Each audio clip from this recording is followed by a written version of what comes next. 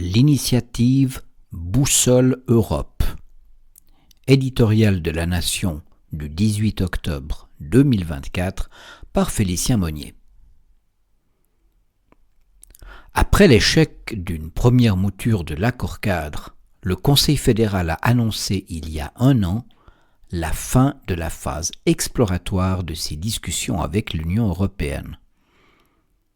Le 2 février 2024, la conférence des gouvernements cantonaux, à l'unanimité moins les voix de Schwyz et Nidwald, a accepté les grandes lignes de rapport du Conseil fédéral.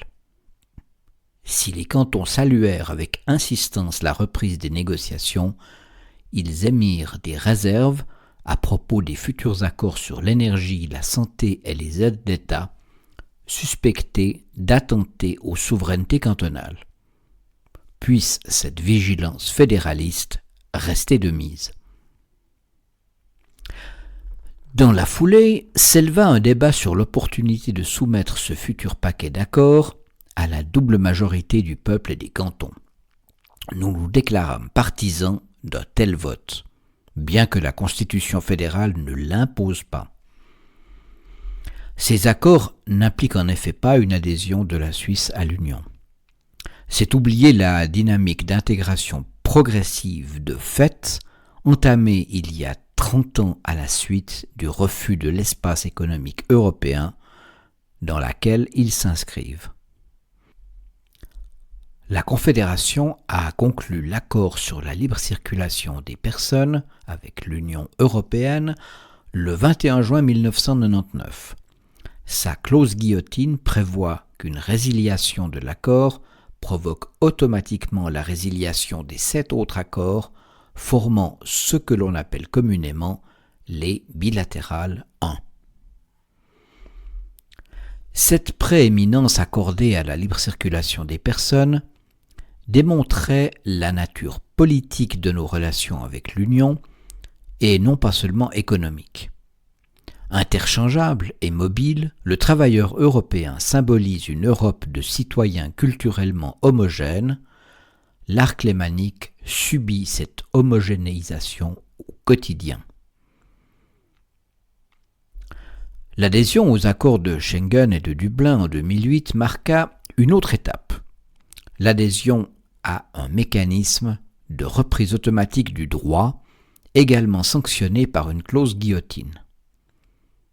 Autrement dit, en cas de refus de la Suisse de reprendre l'une de ces évolutions, l'entier de l'accord tombe. Il arriva que nous combattions par référendum certaines de ces dernières. Ainsi, en 2019, de la reprise de la directive sur les armes à feu. Durant toute la campagne, le Conseil fédéral fit du chantage à la résiliation de l'accord. La pente de l'intégration devient de plus en plus raide. Les mécanismes institutionnels du paquet d'accords seraient un pas de plus. Cela nous fait courir le risque d'une dissonance cognitive entre les attentes de Bruxelles et la perception par les Suisses de leur marge de manœuvre. D'une part, les technocrates de la Commission européenne s'arrêteront au nombre des directives que la Confédération aura transposées en droit suisse pour conclure que nous nous rapprochons de l'Union. Parce que c'est volontairement qu'ils cèdent au chantage à la résiliation, comme ce fut le cas avec l'initiative pour la sortie de l'ALCP en 2020, le peuple et les cantons se penseront d'autre part encore protégés par la démocratie directe. Les outils constitutionnels actuels nous paraissent au contraire insuffisants pour lutter contre une telle évolution.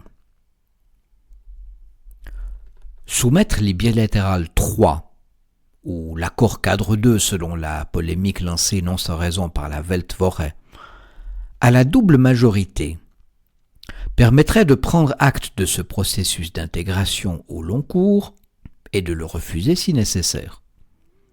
En faisant participer à la décision le pouvoir constituant, peuple et canton, nous reconnaîtrions du même coup que cette dynamique a une tournure politique et institutionnelle, certes plus insaisissable qu'une adhésion pure et simple, mais non moins réelle.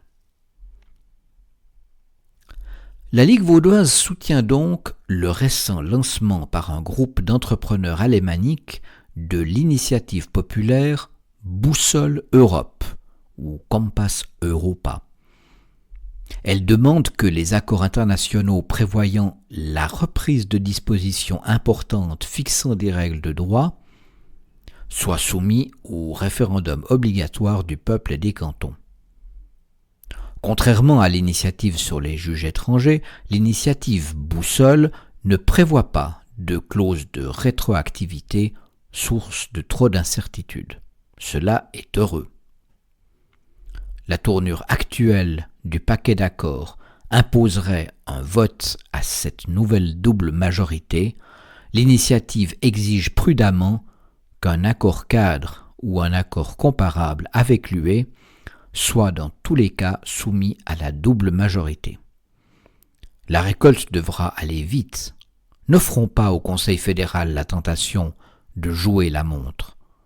Le présent numéro contient une feuille de signature. Voici terminée la lecture de cet éditorial. Souvenez-vous que vous pouvez en tout temps vous abonner à La Nation sur notre site internet www.ligue-vaudoise.ch.